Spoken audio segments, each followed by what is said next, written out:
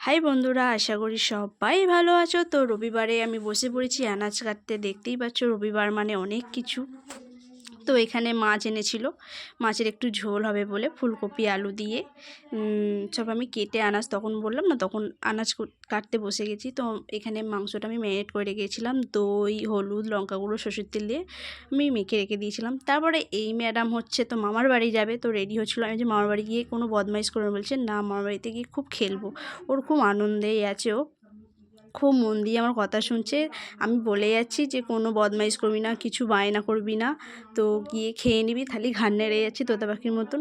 তো ওর দিদুন আসবে বলে ও রাস্তার ধারে যাচ্ছিল। ওর মামার বাড়িটা বেশি দূরে নয়, এপার ওপার।